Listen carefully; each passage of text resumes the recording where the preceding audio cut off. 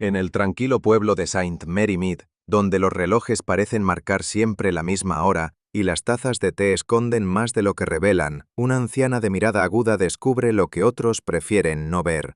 ¿Desde dónde estás escuchando esta historia? ¿Y qué hora es allí? Cuéntamelo en los comentarios. Vamos a descubrir el misterio. La niebla se deslizaba como un pañuelo de muselina sobre los tejados de Little Belford cuando el tren de las 5:20 dejó a Miss Marple en el andén. Llevaba consigo una pequeña maleta de cuero marrón y una sonrisa apacible que parecía conocer el mundo sin necesidad de haberlo recorrido por completo. Su sobrina Sylvia Davis la saludó con afecto. La velada de aquella noche prometía ser un evento peculiar, como todo lo que organizaba el señor Hugo Ashcroft.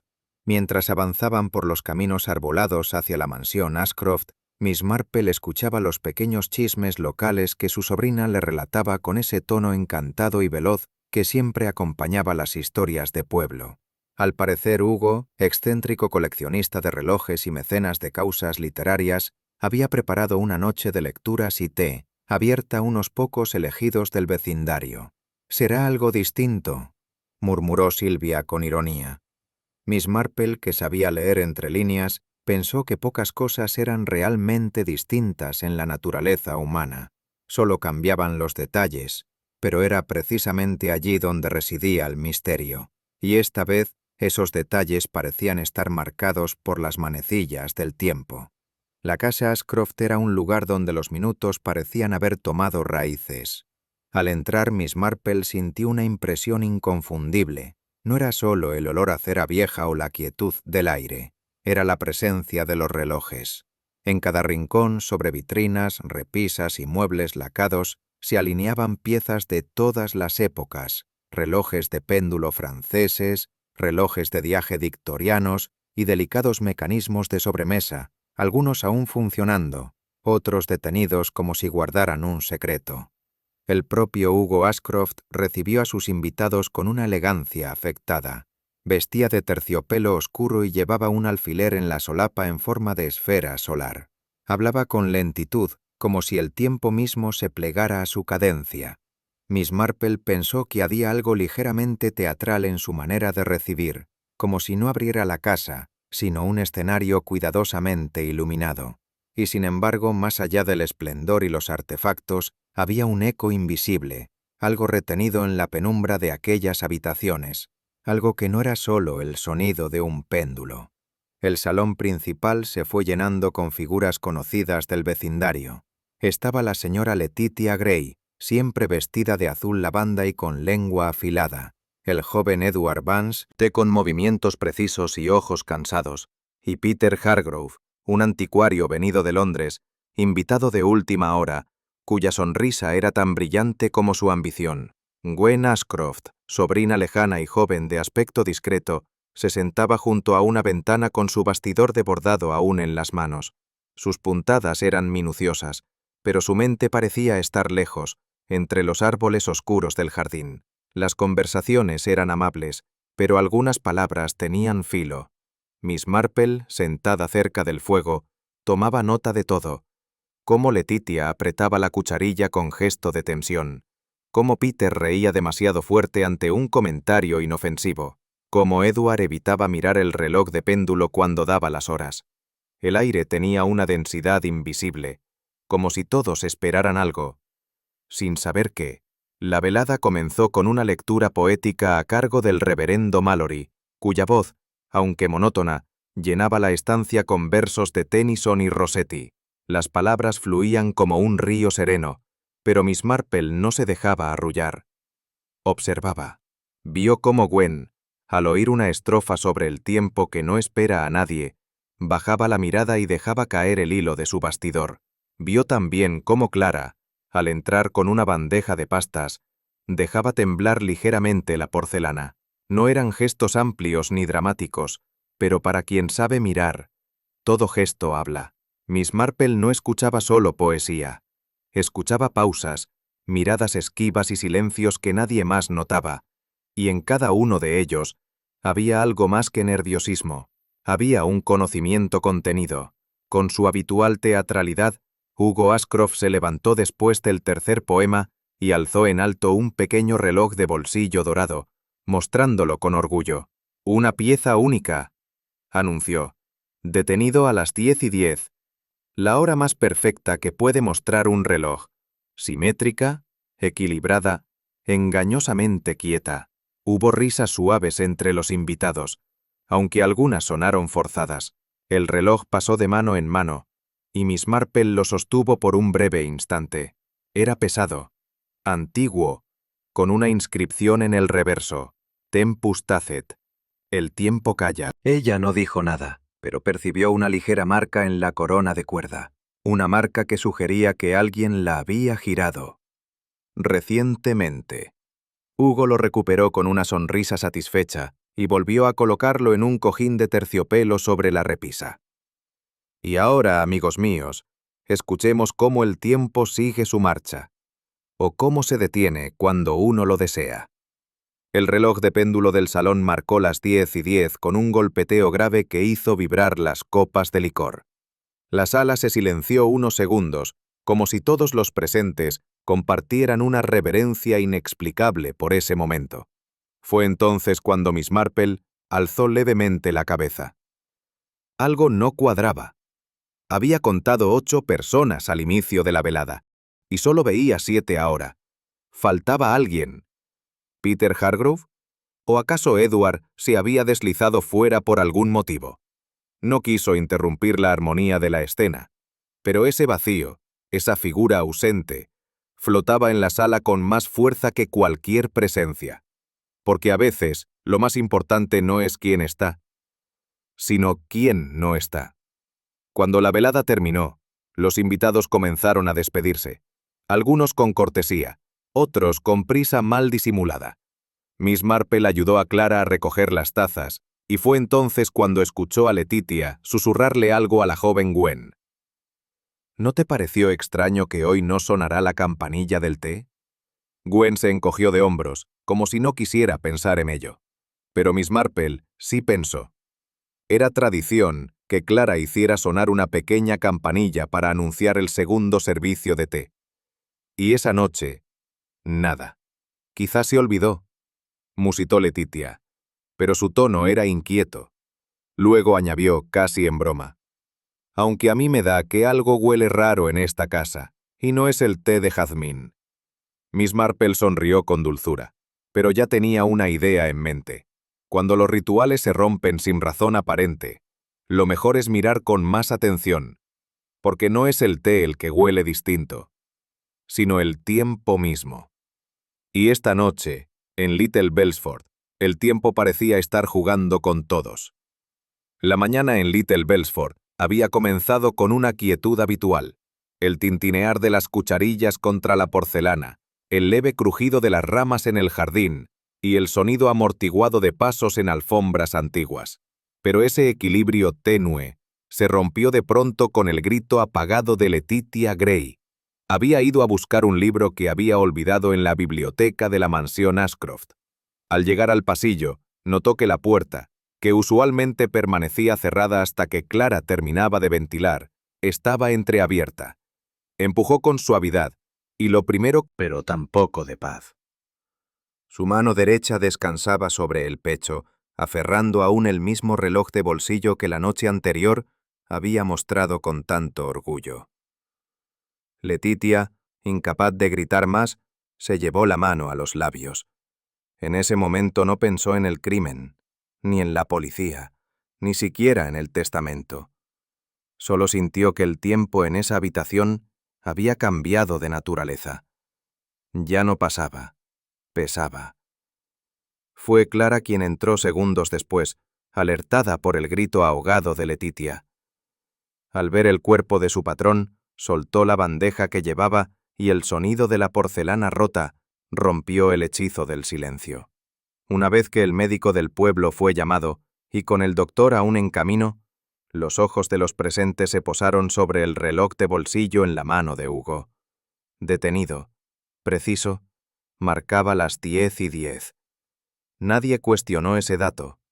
Era una hora elegante, creíble y, sobre todo, conveniente. Una hora que encajaba con la rutina matutina y permitía al resto reconstruir sus propios pasos con tranquilidad. Murió justo después de que el reloj del salón diera las 10, murmuró alguien. Seguramente cayó al suelo mientras lo miraba. Miss Marple, sin decir palabra, se acercó al marco de la puerta. No entró, solo observó desde allí, con esa expresión suya que parecía una mezcla entre dulzura y cálculo. 10 y 10. Una hora simétrica. Demasiado perfecta, quizá. Como un número elegido con cuidado. Como un detalle colocado para ser visto. Pero ¿quién querría fijar la hora exacta de una muerte? La policía llegó con rapidez, y con ella el inspector Harold Meeks, un hombre metódico de rostro redondo y paso firme, que solía confiar más en el orden de los hechos que en la intuición de las personas. Después de intercambiar algunas palabras formales con el médico, se puso manos a la obra. A su alrededor, los criados de la casa cuchicheaban entre sí, mientras los vecinos que habían acudido en cuanto corrió la noticia, empezaban a poblar el jardín con expresiones de asombro y excusas para haber estado cerca. Las versiones sobre la noche anterior comenzaron a circular como el humo. Que si el señor Ashcroft parecía nervioso, que si hubo una discusión a media voz en el pasillo, que si Clara no tocó la campanilla del té, lo cual, según la señora Gray, era absolutamente inusual. Peter Hargrove, el anticuario de Londres, se presentó ante el inspector con aires de importancia, mencionando que él se había retirado temprano, antes de las 10, por supuesto. Edward Vance permanecía más callado de lo habitual, apoyado en el marco de una ventana, mirando hacia el jardín con el ceño fruncido. Y Miss Marple, mientras tanto, continuaba en su rincón discreto. Escuchaba, observaba y pensaba.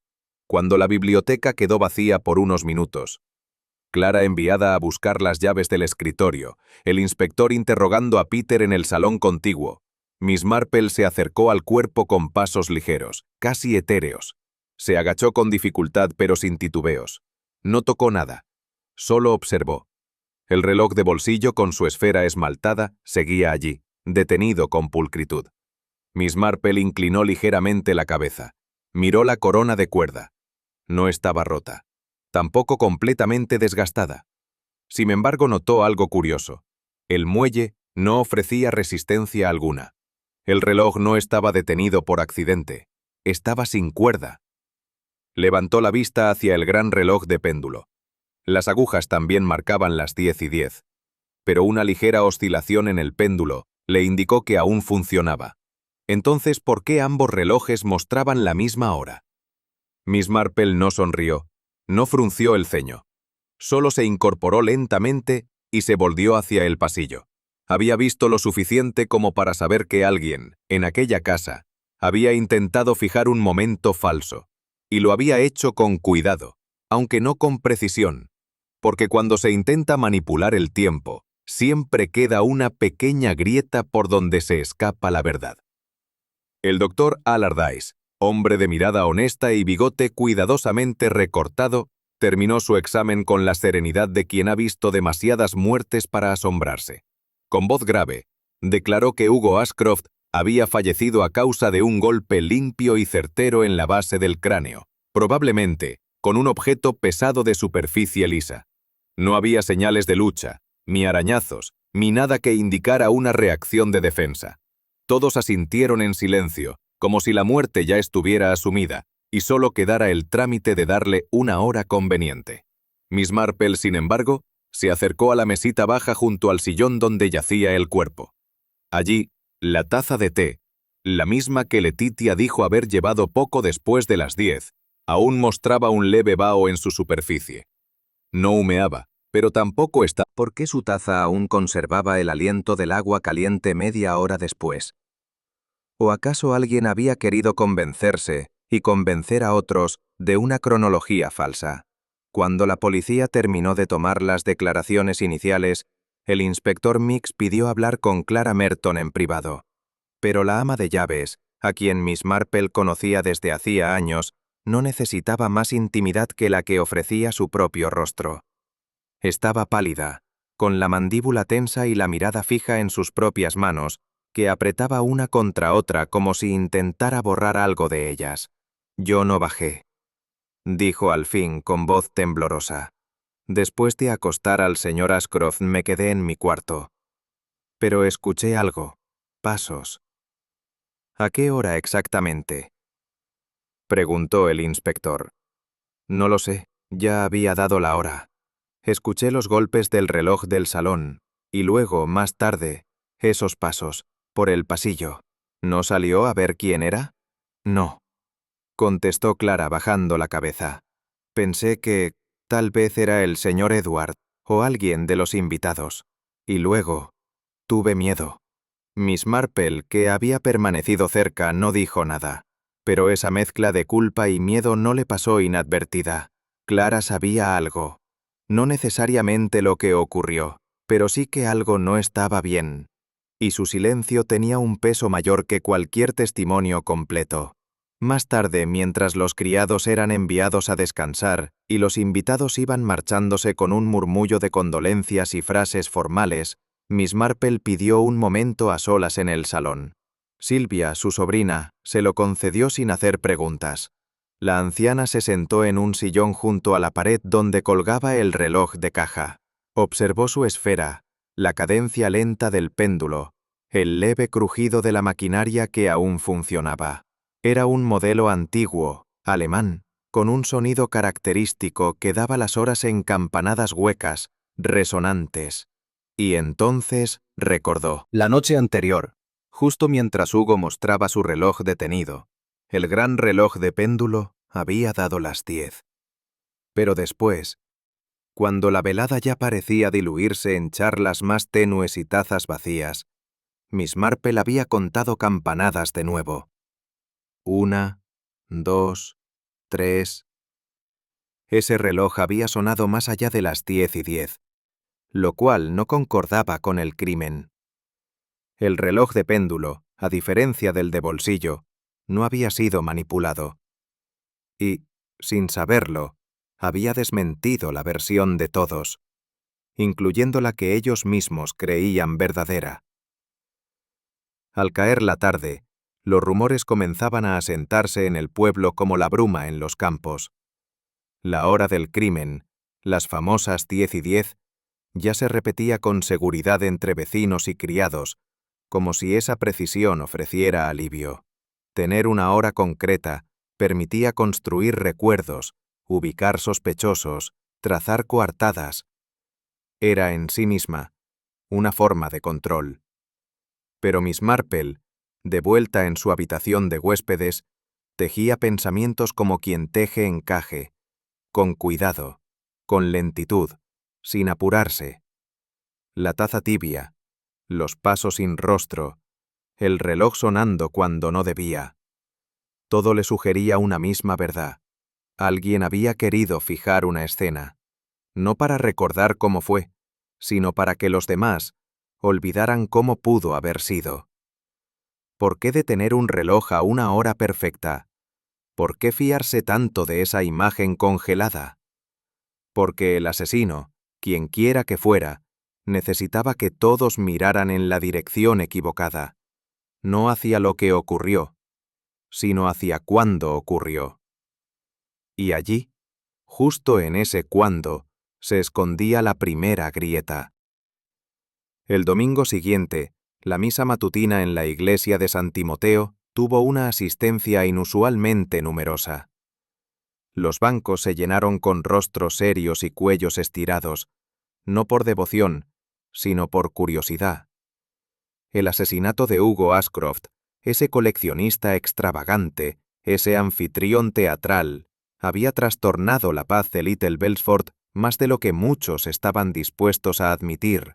A la salida, las conversaciones se deslizaban como cuchicheos disfrazados de condolencias.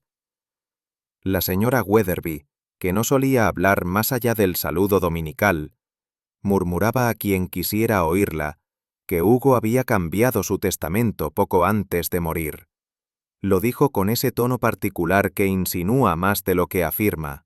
¿A quién se lo dejó esta vez?, preguntó Letitia con falsa inocencia.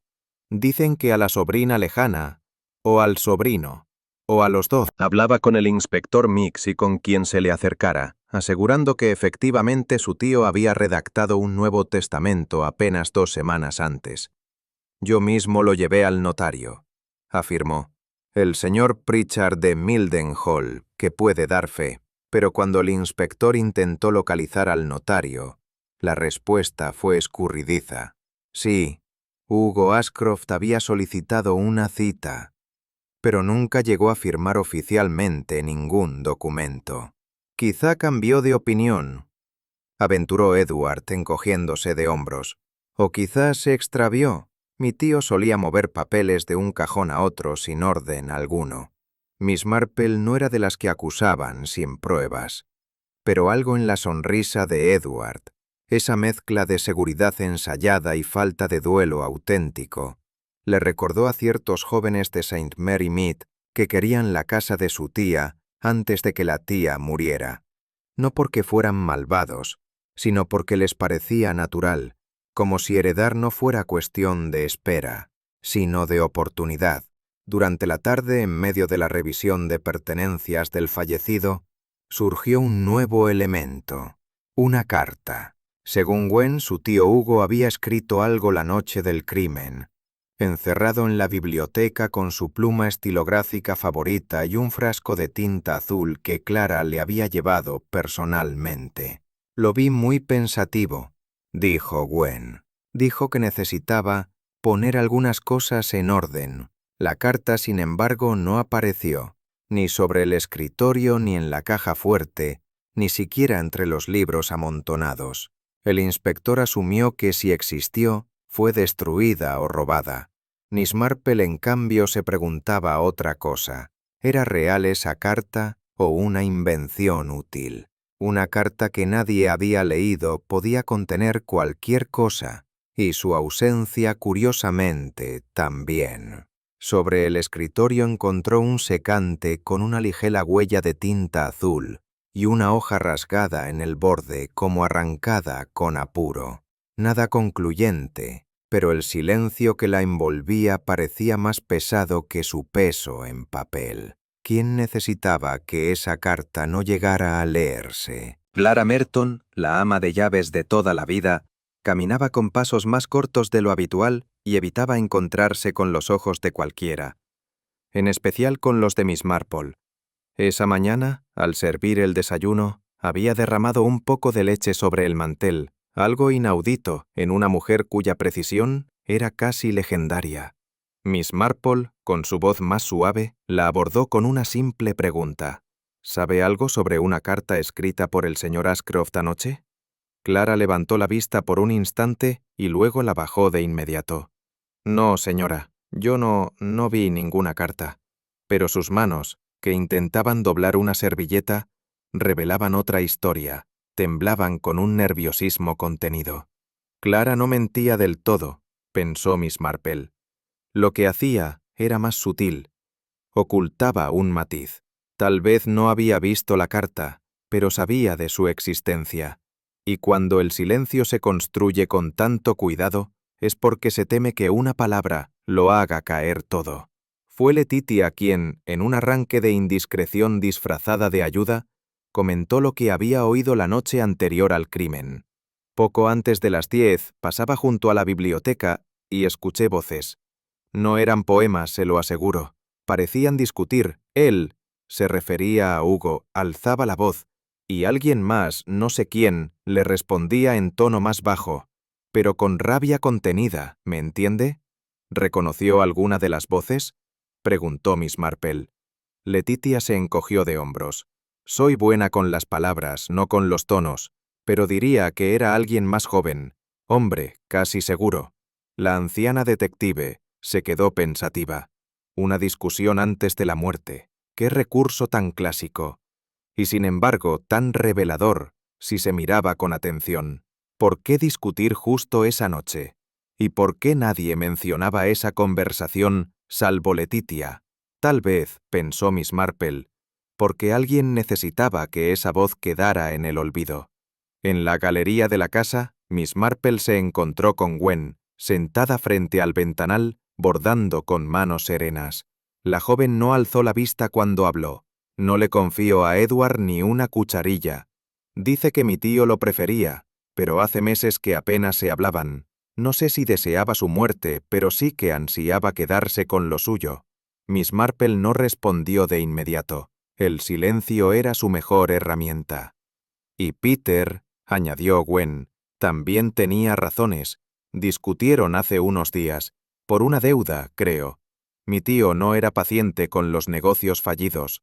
Más tarde, Edward se defendía con otra versión. Peter me presionó, me pidió interceder con mi tío, hasta vino a la casa sin invitación. ¿Por qué nadie se pregunta qué hacía aquí? Pequeño bulto encajado entre los cojines. Lo tomó con delicadeza. Era un pañuelo arrugado, de lino fino, con las iniciales C.M. bordadas a mano. Pero lo que realmente captó su atención fue una mancha minúscula, una gota seca de tinta azul, justo en una esquina. La misma tinta que, según Gwen, usaba Hugo para escribir sus cartas personales. Guardó el hallazgo con disimulo. Esa inicial no era ambigua. Clara Merton. Pero la pregunta no era quién había perdido el pañuelo, sino qué hacía junto al lugar donde supuestamente se escribió una carta que nadie encontraba. Y si Clara no había visto esa carta, ¿había estado más cerca de ella de lo que decía? Miss Marple, mientras doblaba el pañuelo, pensaba en la fragilidad de los objetos pequeños. A veces un hilo bordado o una gota de tinta pueden sostener una mentira entera. Y con la tensión que crecía en la casa, esa mentira no tardaría en desbordarse. La mañana había amanecido serena, con un sol pálido filtrándose entre las cortinas floreadas de la casa de Gwen Ashcroft.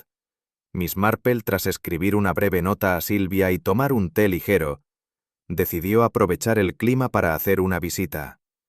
Gwen la recibió con su habitual cortesía tímida, casi infantil, y la condujo hasta el salón, donde una cesta de costura y un bastidor de madera reposaban sobre una mesita auxiliar.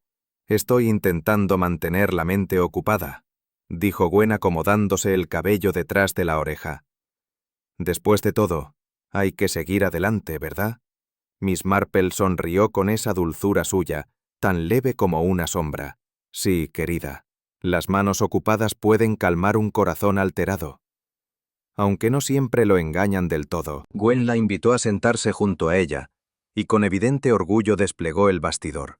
En él florecían margaritas bordadas con delicadeza, blancas, limpias, con un centro amarillo perfectamente simétrico.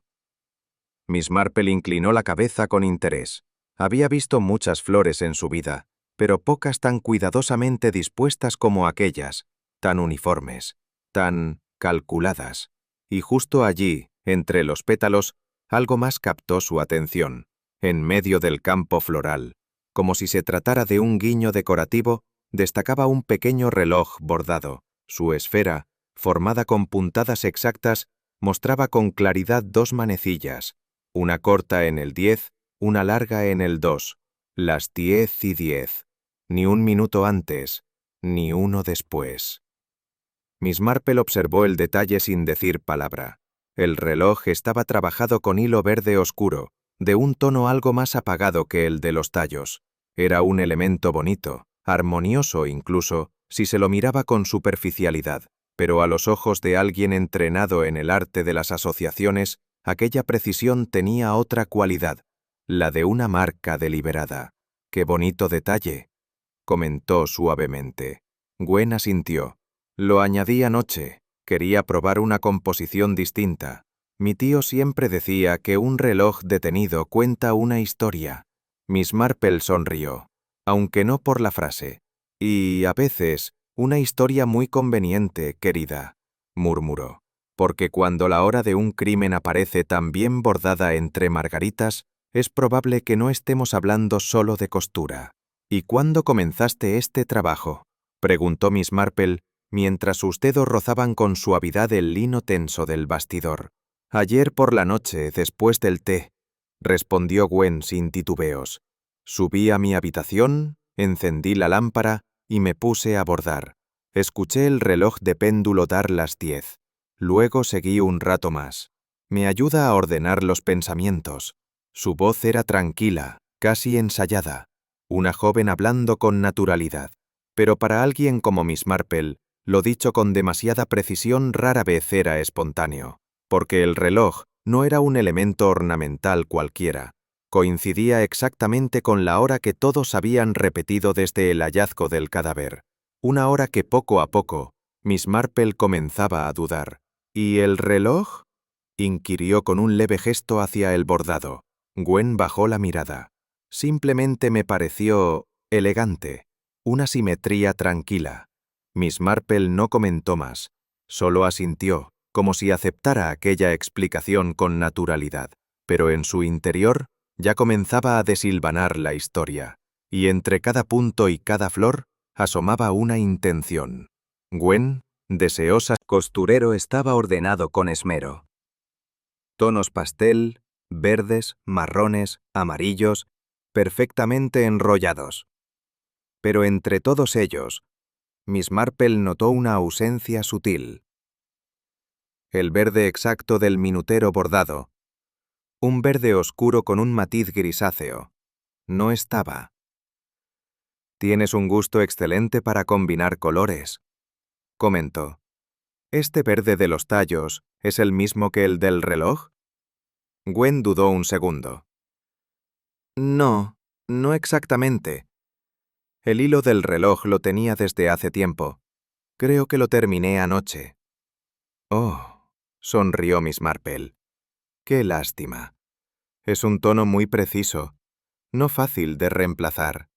Gwen intentó sonreír también, pero su gesto fue apenas una curva tensa, y Miss Marple comprendió que el reloj, más que un adorno, era un mensaje bordado. Un mensaje que debía parecer inocente, pero que ya empezaba a fallar en su propósito. Al volver a su asiento, Miss Marple posó la mirada sobre el bastidor. La aguja aún reposaba en la tela, como detenida a mitad de una flor. Y enhebrado en ella, un hilo azul celeste, suave, sin relación con el reloj ni con las margaritas. «¿Vas a continuar con los pétalos?», preguntó suavemente. «No», respondió Gwen volviendo a tomar asiento. «Ahora estoy añadiendo un borde decorativo, algo más ligero». La aguja, sin embargo, decía otra cosa. Miss Marple sabía, por experiencia en sus tardes de tejido, que una aguja no se abandona con facilidad cuando se está bordando algo comprometido, y menos aún se cambia de color si el trabajo es lineal.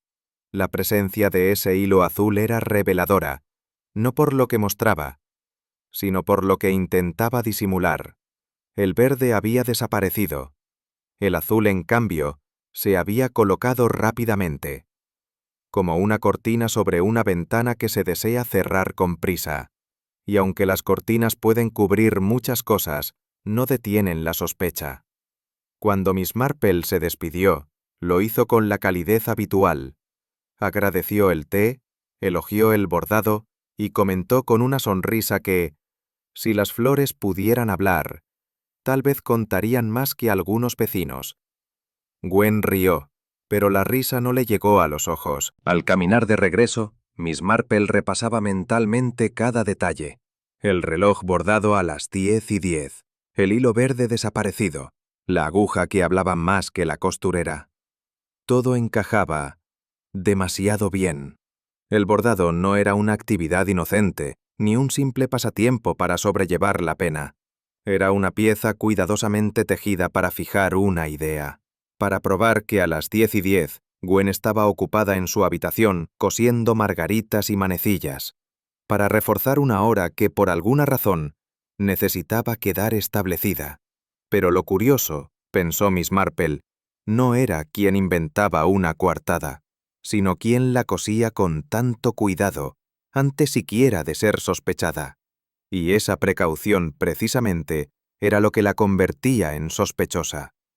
Peter Hargrove, anticuario de Londres y, según decía, amigo ocasional del fallecido, Había sido uno de los últimos en abandonar la velada en casa Ashcroft. Miss Marple lo encontró en el jardín posterior, examinando con fingido interés una hilera de rosales envejecidos. «Una velada memorable», dijo él, forzando una sonrisa. «Aunque claro, no por las razones que esperábamos». Miss Marple inclinó la cabeza levemente. «Usted se marchó temprano, ¿verdad?» «Sí, claro», respondió Peter, algo apresurado. «Justo después del poema del reverendo. No me sentía del todo bien. Curioso, porque lo recuerdo bastante animado mientras hablaba con el señor Ashcroft cerca del reloj de péndulo». Peter se encogió de hombros. «Una breve conversación, eso fue todo. Pero verá, Hugo me debía dinero. Nada grave. Viejos tratos entre caballeros». Lo dijo con naturalidad, como si nombrar una deuda en medio de un crimen fuera irrelevante. Pero para Miss Marple no había deudas inocentes ni despedidas tan convenientes, porque cuando alguien se retira temprano y el muerto aparece después, lo que no se dice es tan importante como lo que se recuerda. Letitia Grey, siempre dispuesta a comentar lo que veía y también lo que imaginaba, mencionó con aire distraído que al recoger unas ramas de lavanda secas para su armario, había visto una silueta entre los arbustos, justo detrás de la biblioteca. «Cerca de las 10», añadió. «Pensé que era el joven Edward al principio, pero luego, no sé, caminaba con paso rápido, como alguien que no quería ser visto». Miss Marple la observó sin interrumpir. Letitia no solía olvidar detalles, pero le encantaba añadir dramatismo. «¿Llevaba sombrero?», preguntó, como si fuera una cuestión casual. No podría asegurarlo, pero era más corpulento que Edward. Quizá Peter... No concluyó la frase, como si no quisiese lanzar una casual en el salón. Miss Marple mencionó que uno de los jardineros había encontrado un guante de cabritilla negra junto al seto trasero. Un guante fino, masculino, de buena factura. «Una lástima que se pierdan cosas así», dijo suavemente. «Me recuerda a uno que vi en una vitrina de anticuario en Londres. ¿No los utiliza usted?». Peter, que hasta ese momento se mostraba relajado, cambió levemente de expresión. «Yo, sí, a veces, pero el mío lo llevo siempre conmigo». «¿Ambos?», Peter dudó un instante. «Supongo que sí». No preguntó de qué color era el guante hallado, ni dónde exactamente había aparecido, lo cual para Miss Marple era más revelador que una respuesta directa, porque quien no ha perdido nada, no necesita protegerse de lo que puede ser encontrado. Aquella misma tarde, paseando con aire distraído por el jardín lateral de la mansión, Miss Marple se detuvo junto a la ventana de la biblioteca. Allí, entre la grava y las hortensias desvaídas, notó algo fuera de lugar. Una de las macetas de barro estaba rota, como si hubiese sido golpeada por un pie o una rodilla. La tierra se había derramado parcialmente sobre el sendero, y en medio del desastre, unas huellas poco definidas marcaban la humedad. Miss Marple se agachó con esfuerzo, observando los fragmentos. No parecía una rotura reciente, pero tampoco tan antigua.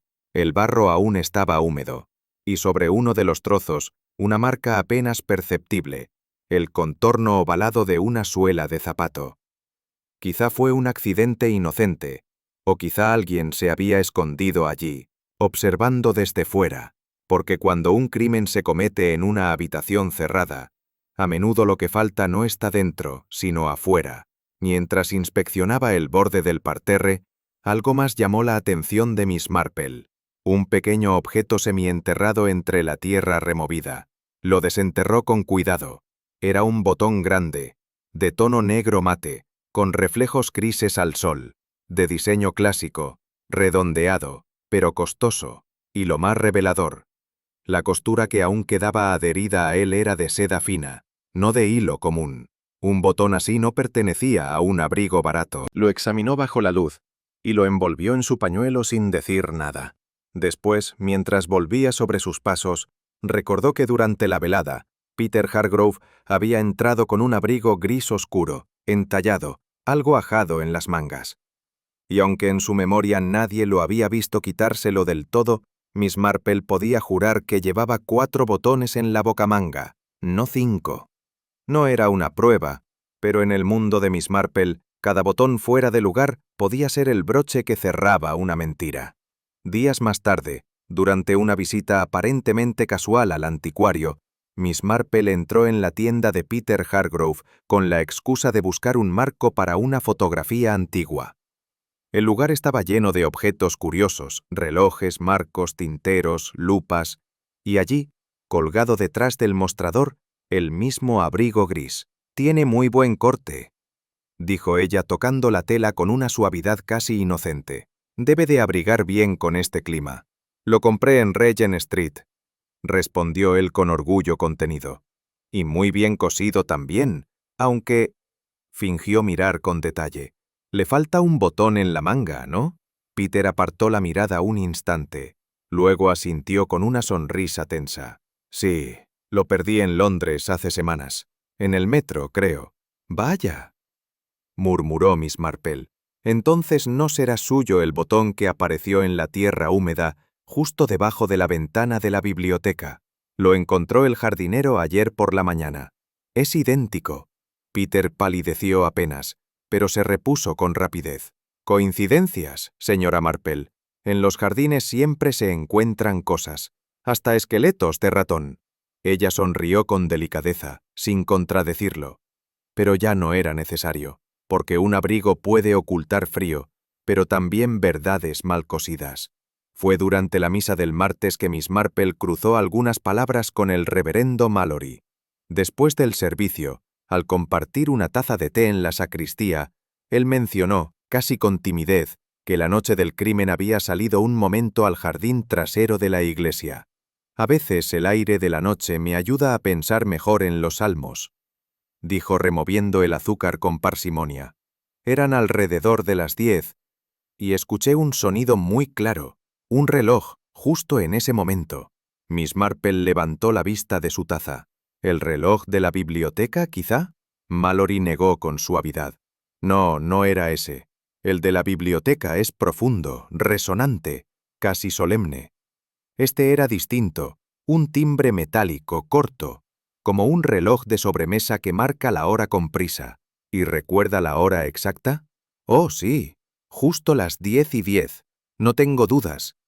Lo oí con claridad entre las…» absoluto con el reloj de péndulo de la biblioteca, que tenía un tono grave, de campana antigua.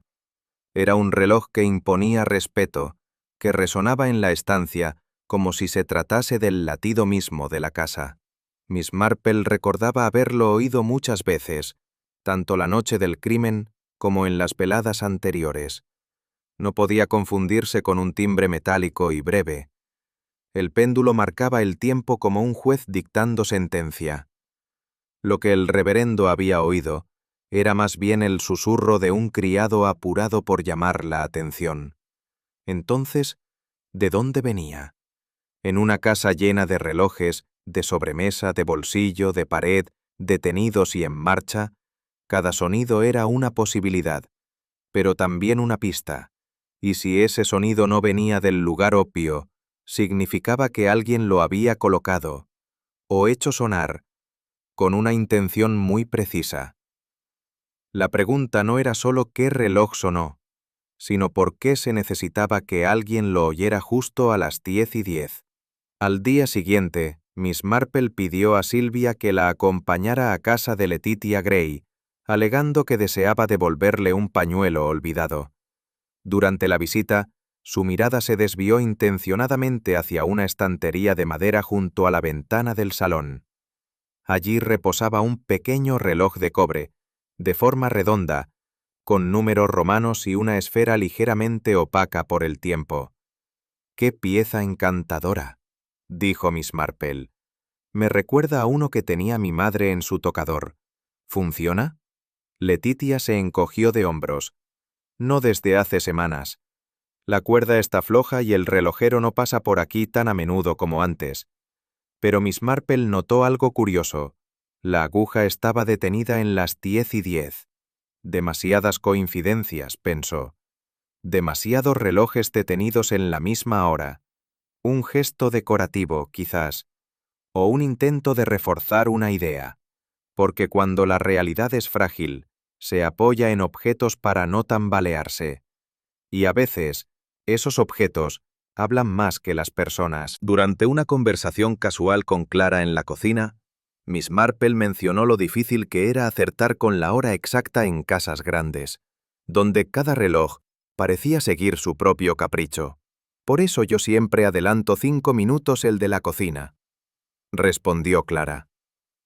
Así no llego tarde al té ni al horno, y el del pasillo está atrasado, porque al señor Hugo le gustaba escuchar la campanada un poco más tarde.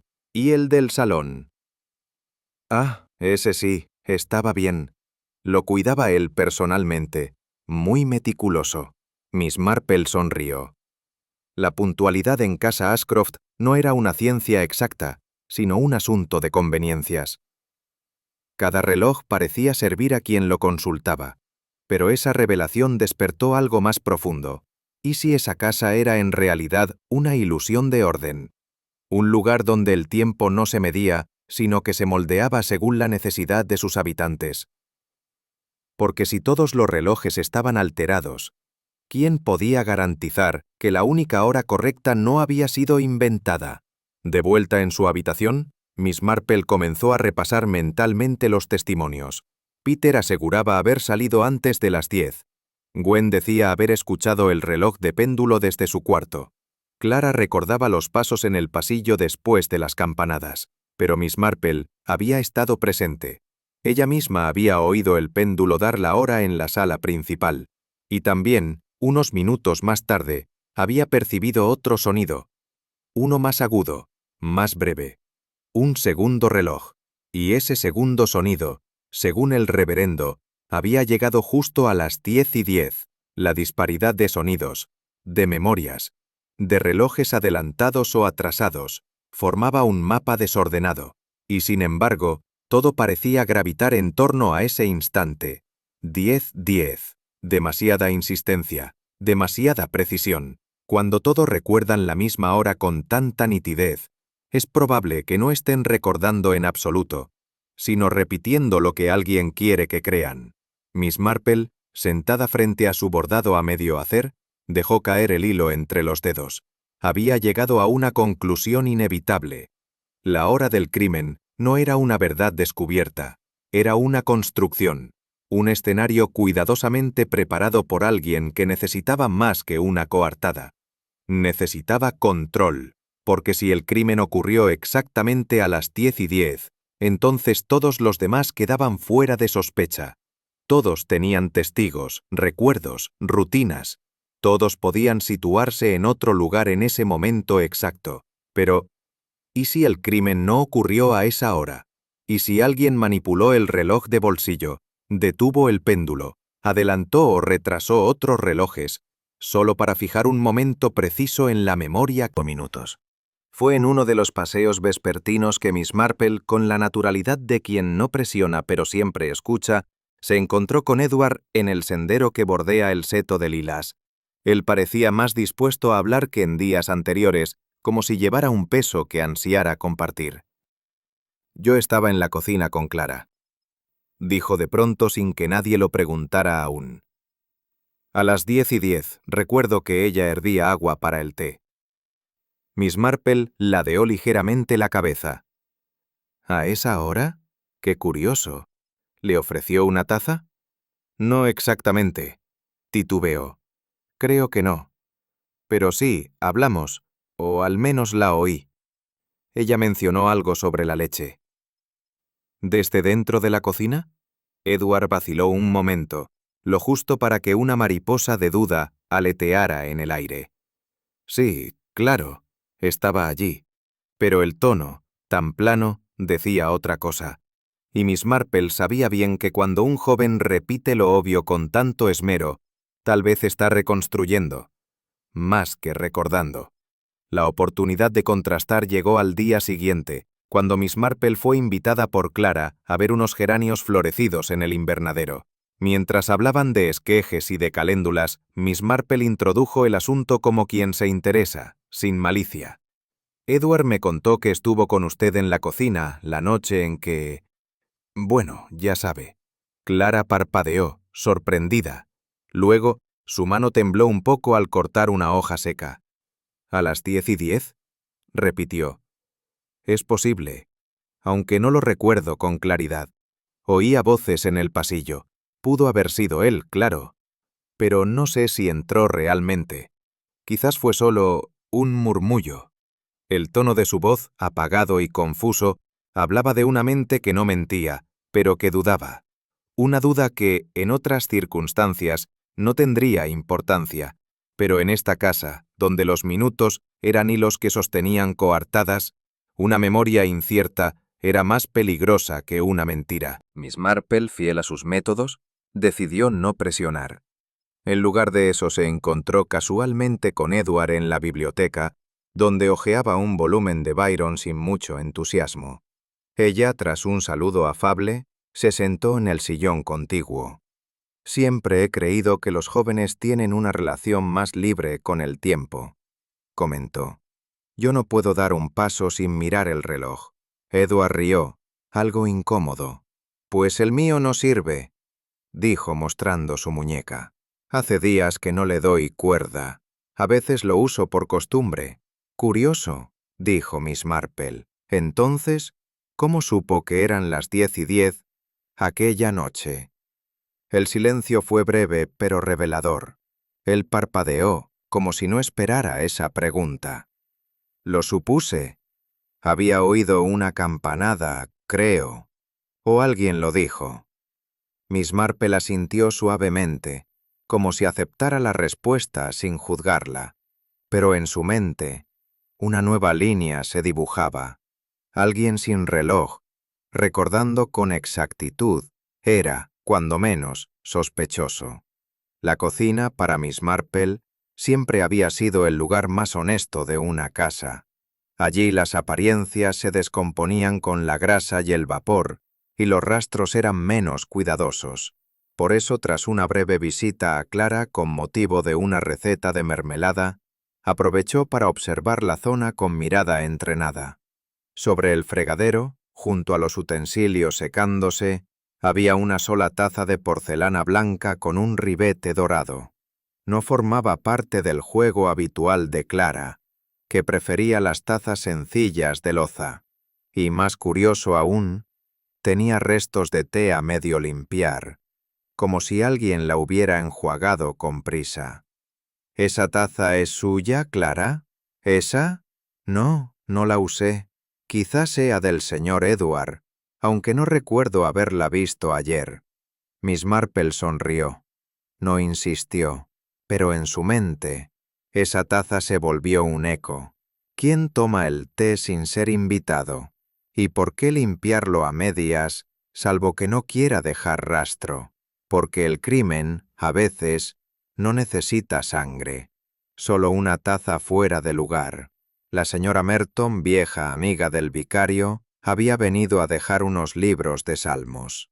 Miss Marple la detuvo amablemente, interesándose por un detalle que otros habrían descartado. Usted mencionó haber oído algo, ¿no? Aquella noche. La señora Merton, siempre dispuesta a conversar, asintió con entusiasmo. Sí, una voz masculina. Pensé que era el joven Edward, aunque sonaba extrañamente lejana, como si viniera desde el ala norte, fuera desde lejos. Durante el funeral del tío Hugo, días atrás, Miss Marple había observado muchas cosas. El leve temblor de las manos de Peter, la mirada húmeda de Letitia, y también el momento en que Edward, absorto en sus pensamientos, sacó de su bolsillo algo metálico. No era un pañuelo, ni una moneda. Era un reloj antiguo, de los que se cierran con tapa, con una cadena discreta. Él lo sostuvo entre los dedos, lo giró, lo contempló, y luego lo guardó con premura. Ahora, sentados en la sala común, Miss Marple lo mencionó casualmente. ¿Aún tiene ese reloj bonito que vi en el funeral? Me pareció de muy buen gusto. Edward la miró, perplejo. ¿Reloj? No, debe estar equivocada. Yo no tengo uno así. Nunca tuve. Miss Marple asintió sin discutir. Pero en su mente, las piezas encajaban. Porque el reloj del tío Hugo había desaparecido, y porque un reloj puede detenerse a voluntad, si uno quiere que la hora del crimen parezca otra. Y quizá, en esa mentira precisa, estuviera la clave de todo. Letitia Ashcroft tenía una de esas memorias pulcras como un mantel recién planchado.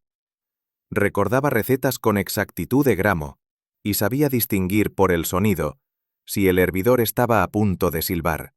Por eso, cuando afirmó que había llevado el té a la biblioteca a las 10:15 en punto, nadie osó contradecirla. Como todas las noches, dijo con firmeza. Preparé el té de rooibos y lo llevé a la biblioteca. Dejé la taza en la mesita, a la derecha del sillón. Miss Marple asintió cortésmente. ¿Y el señor Hugo dijo algo? ¿No? Respondió Letitia tras una breve pausa. Estaba leyendo. O tal vez dormitando. No quise molestarlo. La escena pintada por Letitia era la de una rutina bien aceitada, donde el reloj no manda, porque el hábito lo sustituye. Pero para Miss Marple, que había aprendido a sospechar de las rutinas inquebrantables, esa puntualidad no era prueba, sino disfraz. ¿Qué ocurre cuando la costumbre se convierte en coartada? Fue en una conversación trivial con el joven agente Pritchard, mientras esperaban al forense, que Miss Marple dejó caer su pregunta con la naturalidad de una anciana preocupada por la salud. ¿Recuerda usted si el té estaba frío cuando lo encontró? Pritchard, un muchacho aplicado pero sin demasiada imaginación, frunció el ceño. Pues no, señora. Ahora que lo dice, diría que estaba tibio. Apenas lo toqué con el dorso de la mano. Fue poco antes de que llegara el inspector, a las 10:45. Miss Marple sonrió, como quien agradece un detalle menor. Pero dentro de su mente, la idea crecía. Si la taza aún conservaba calor media hora después, ¿no significaba eso que había sido servida mucho más tarde de lo que Letitia afirmaba? El tiempo, después de todo, también deja huellas en la porcelana. Más tarde, con su habitual delicadeza, Miss Marple volvió sobre el tema con Letitia. ¿Y está usted completamente segura de que eran las 10:15? Letitia, algo irritada por la insistencia, respondió con rapidez. No consulté el reloj. Pero yo siempre llevo el té a esa hora. Lo hago cada noche. Es mi rutina. Entonces lo dedujo usted, dijo Miss Marple suavemente. Por costumbre. Letitia no respondió. Era evidente que no lo había pensado en esos términos, pero la certeza de las rutinas, pensó Miss Marple, es traicionera. Uno puede repetir un gesto durante años y fallar justo el día que importa, porque cuando el tiempo no se mide, se imagina, y en una casa donde los minutos definen la inocencia, eso puede ser fatal. La biblioteca de Ashcroft era un lugar sobrio, con estanterías de madera oscura, una alfombra verde algo deshilachada y una chimenea que, aunque rara vez se usaba en verano, había sido encendida aquella noche. Cuando Miss Marple se acercó, notó las brasas aún vivas. No ardían con fuerza, pero conservaban un calor lento, persistente. «Qué curioso», murmuró. «No parece que haya pasado tanto tiempo desde que se avivó el fuego». Consultó discretamente con la señora Hemsley, la asistenta, quien confesó haber encendido la chimenea antes de cenar, porque al señor Hugo le dolía el hombro con la humedad. Pero, añadió, esa leña debía apagarse en media hora si no se atizaba.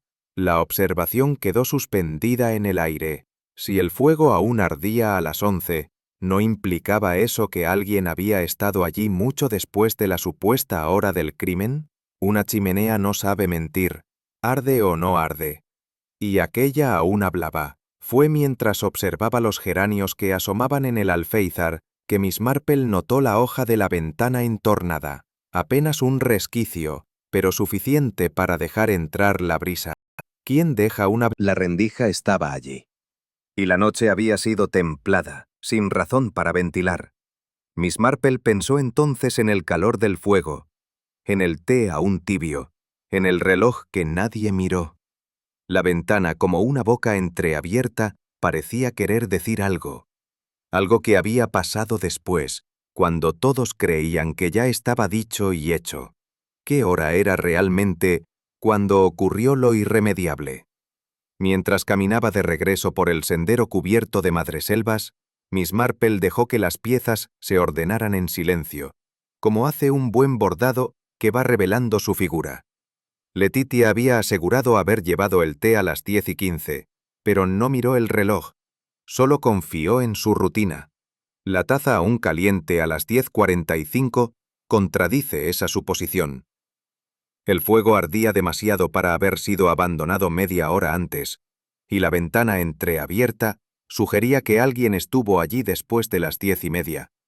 Todo apuntaba a una verdad más inquietante. El crimen no ocurrió a las 10:10, como todos habían repetido hasta la saciedad. No fue un hecho, fue una necesidad.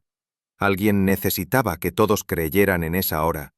Alguien construyó una coreografía precisa con relojes, voces y tazas, pero olvidó que las cosas, a diferencia de las personas, no mienten con tanta soltura. La taza, el fuego, la ventana, todos indicaban que el crimen fue posterior, y si la hora era falsa, entonces, ¿quién tenía realmente una coartada? Aquel domingo por la tarde, el aire tenía un peso diferente en la mansión Ashcroft. Las campanas de la iglesia de St. Mary Mead aún resonaban levemente cuando Letitia comunicó, no sin sorpresa, que la señorita Marple deseaba hablar con todos en el salón principal. No era una exigencia, nunca lo era con ella, sino una gentil invitación, para compartir una pequeña reflexión, como dijo. Reunidos en torno al fuego apagado y las cortinas entornadas, estaban Edward, Letitia, Clara, la señora Merton y el joven agente Pritchard, quien había sido advertido por la propia Miss Marple con una sonrisa encantadora. Tal vez convenga que tome nota, querido. La anciana se sentó junto al aparador, con una taza de té en la mano y su habitual expresión serena. No hubo discurso, ni tono acusatorio. Solo comenzó a hablar con la misma voz con la que habría comentado un artículo en el Times Literary Supplement. A veces, dijo, los relojes no marcan la hora real, sino la que alguien desea que recordemos. Un murmullo recorrió el salón, y las miradas se entrecruzaron con incomodidad. Porque todos sabían que lo que estaba por revelarse no era una reflexión cualquiera. Comenzaré, continuó Miss Marple, con algo aparentemente inocente. Un bordado, el que Gwen dejó sobre su butaca del ala oeste, la noche del crimen.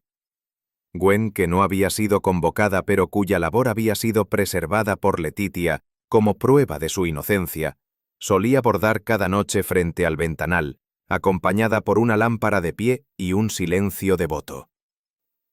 El diseño que bordaba, prosiguió Miss Marple, mostraba delicadas ramas de madreselva con pequeñas hojas verdes. Sin embargo, cuando observé el bastidor, noté que el hilo verde, el que correspondería a la mitad del patrón, había sido omitido por completo. Edward frunció el ceño, y Letitia preguntó, ¿y qué significa eso? Miss Marple sonrió apenas. Que el bordado no se continuó esa noche. Gwen bordó solo hasta el martes, cuando se le acabó el hilo verde. Al día siguiente, pidió más en la mercería de la señora Billinghurst, pero el pedido no llegó hasta el viernes. Clara palideció. ¿Entonces? Exacto, asintió Miss Marple. Lo dejó colocado con esmero sobre la butaca para que pensáramos que había estado allí. Era una coartada tejida con hilo ausente, una coartada bordada por otros. ¿Pero por quién? ¿Y con qué intención? Ahora bien, prosiguió Miss Marple tras beber un sorbo de su té ya frío. Hablemos del reloj de péndulo que se detuvo a las 10:10. Un detalle encantadoramente dramático, ¿no les parece? Edward hizo un leve gesto con la cabeza, como si quisiera rechazar la alusión sin abrir la boca. Pero Miss Marple no necesitaba confirmaciones explícitas. Según usted mismo dijo, lo encontró en el suelo cuando entró en la biblioteca y lo colocó sobre la mesita. Sin embargo, el cristal estaba limpio, sin una sola partícula de polvo o rasguño. ¿Cómo cayó sin romperse, señor Edward? Silencio. Y además, añadió, cuando un reloj cae, no se detiene con tanta precisión. Las agujas suelen moverse, desajustarse. Este, en cambio, marcaba las 10:10 con una elegancia casi teatral. La señora Merton murmuró. Entonces cuando Clara, la ama de llaves, de pie junto a la chimenea vacía, pareció encogerse ligeramente. La mirada de Miss Marple se posó en ella con la ternura que se reserva a los que sufren en silencio. «Señora Clara», dijo con suavidad, «usted nos dijo que oyó pasos, pero no se atrevió a salir, que no podía precisar de dónde venían. Pero esta mañana, mientras revisaba los registros del lavadero, noté que su delantal tenía una mancha reciente, de tierra húmeda, como si hubiese salido al jardín, muy tarde». Clara apretó los labios. Letitia la miró con desconcierto. «Lo vi», dijo al fin. «A Edward. Salía de la biblioteca. Eran más de las 10:15. Yo iba camino al ala de servicio y lo vi por la ventana, pero no podía decirlo». Miss Marple asintió con serenidad.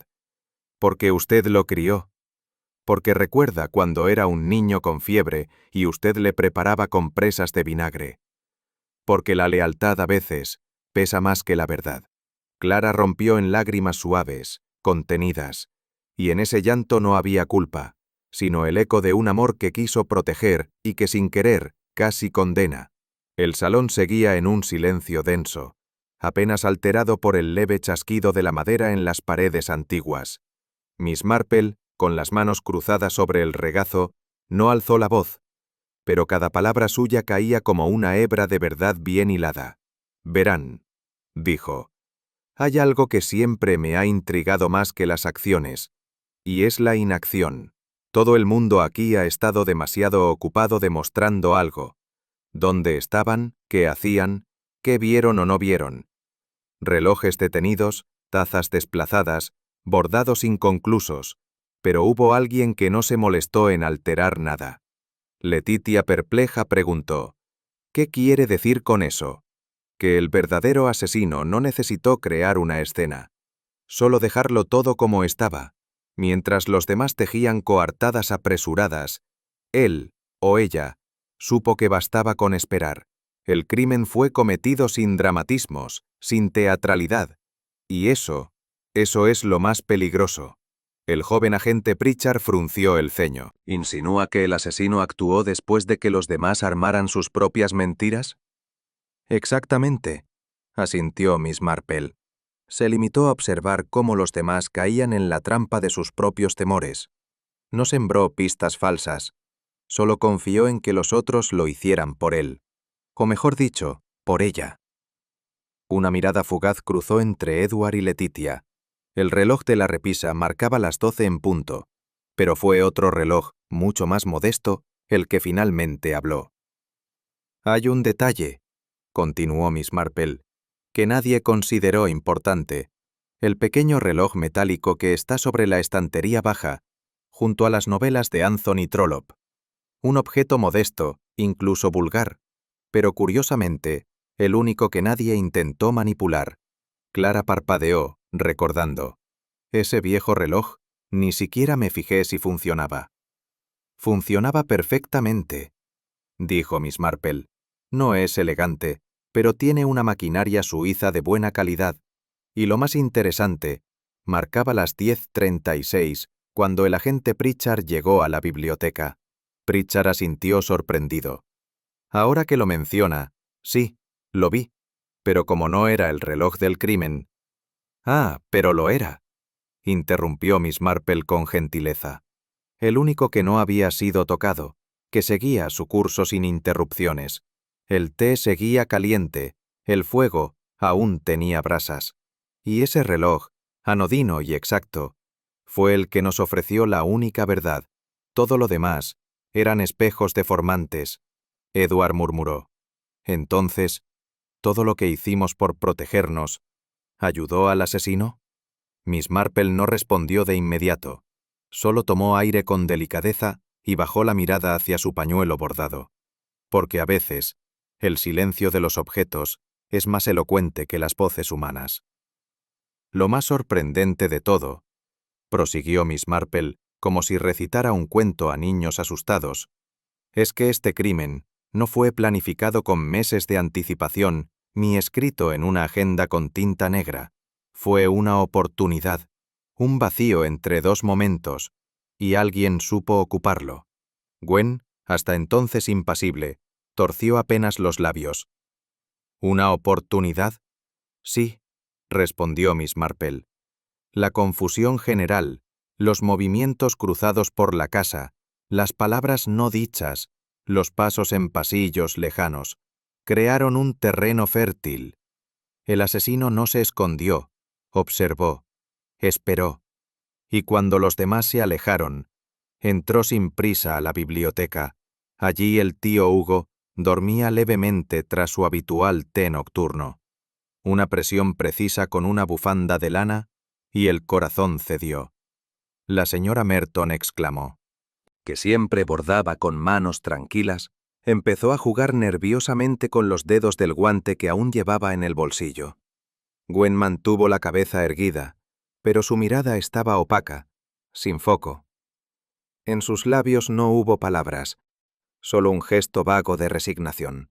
Fue Miss Marple quien habló. No con severidad, sino con esa tristeza suave que deja el desencanto.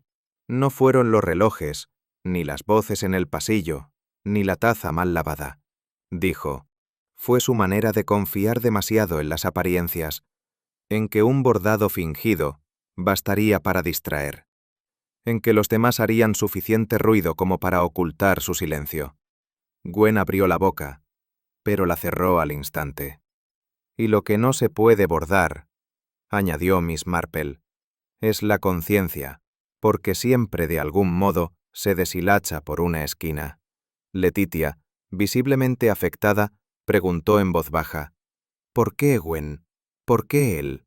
Gwen alzó por fin la vista. Porque se iba a deshacer de todo, de la casa, de las tierras, de lo que mi madre y yo habíamos cuidado. No fue odio, fue desesperación. Miss Marple no la juzgó, solo musitó. La desesperación, hija mía, es la aguja más afilada que existe. Y el silencio que siguió fue más elocuente que cualquier confesión. Como si la casa misma hubiera comprendido, al fin, quién movió las verdaderas agujas del crimen. Era una de esas mañanas serenas en St. Mary Mead, en las que el aire aún conserva un frescor limpio, casi ingenuo, y las rosas trepan discretas por las celosías como si temieran interrumpir la quietud. Miss Marple estaba sentada en su sillón de mimbre, en el porche que daba al jardín. La taza de té, siempre la misma, con un borde dorado ya algo desvaído, reposaba entre sus dedos, aún cálida, y ella, sin mirar directamente, observaba cómo una mariposa se posaba sobre la lavanda. A su lado, el pequeño reloj de porcelana marcaba las 10:15 con su tic-tac suave y metódico, un sonido que parecía en sintonía con el latido mismo del pueblo. Nadie hubiera adivinado al verla allí que tan solo unos días antes había deshecho con sus palabras una red sutil de mentiras, silencios y gestos contenidos. Pero Miss Marple no vivía para la notoriedad. Lo que realmente la ocupaba no era el reconocimiento, sino el misterio de las pequeñas cosas, como ese reloj, como ese té. Y quizá por eso, su mirada se volvió por un instante hacia el reloj del porche, como si aún escuchara en él los ecos de un crimen bien bordado. Pero ¿qué revelan realmente los relojes? Mientras el vapor de la taza ascendía en hilos finos, Miss Marple pensó en los relojes. Cada uno, en el caso Ashcroft, parecía haber querido contar una historia diferente. El grande del salón, detenido a las 10:10. El de péndulo, ignorado. El de la repisa, manipulado. Incluso el bordado de Gwen, con su pequeña aguja de tiempo congelado, pretendía ser un reloj disimulado. Y sin embargo, el que no pretendía nada, ese viejo artefacto de hojalata en el estante de libros, Resultó ser el único honesto. Los relojes son como las personas, pensó. Los hay que se detienen cuando no deben, otros que corren para escapar de algo, y algunos que simplemente siguen su curso, fieles a sí mismos, sin importar lo que los demás digan. Eso la llevó a una idea aún más profunda. No fue el tiempo lo que resolvió el crimen, sino la actitud de quienes intentaron manipularlo. Porque en el fondo, cuando alguien se afana tanto por mostrar una hora precisa, quizá es porque oculta otra. Y ese afán, más que el crimen mismo, fue lo que desató la verdad. Pero ¿qué más se puede ocultar, además del momento?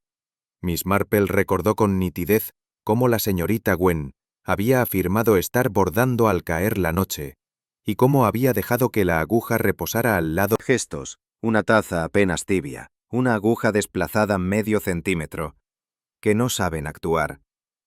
Y allí, en esas pequeñas desviaciones, está lo que ningún asesino prevé.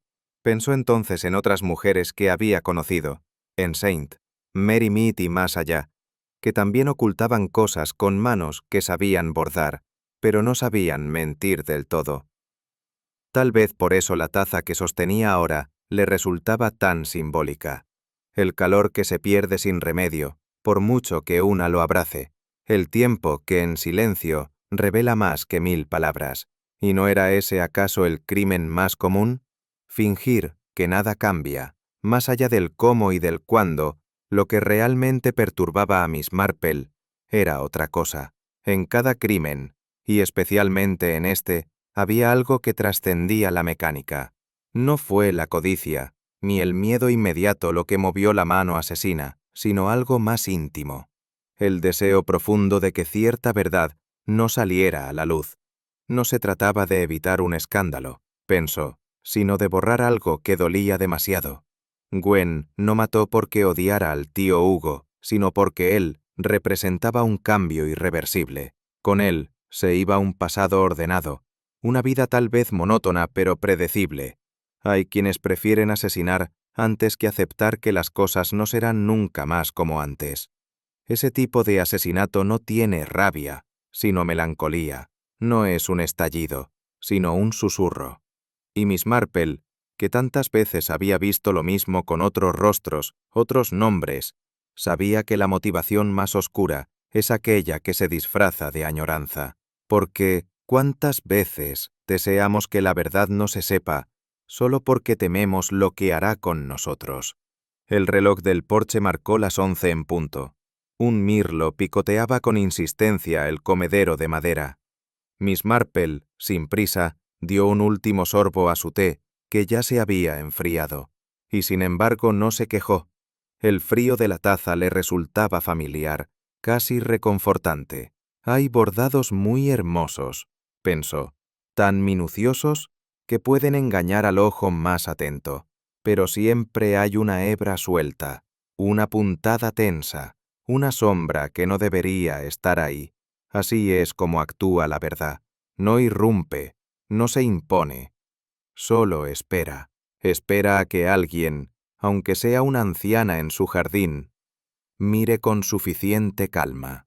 Gwen tejió su coartada como quien cose un dobladillo al final del día, con manos cansadas, pero decididas, y sin embargo, olvidó que el alma no se deja bordar, porque siempre, por muy tupido que sea el telón, hay una grieta por donde entra la luz, o la verdad, o ambos. Demasiado para sorprenderse, volvió a su jardín, sabiendo que lo más difícil no es descubrir al culpable, sino entender por qué alguien decide borrar un instante de su propia historia.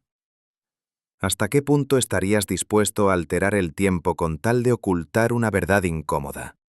Si esta historia te ha hecho pensar, deja tu comentario, comparte el misterio y acompáñanos en la próxima deducción.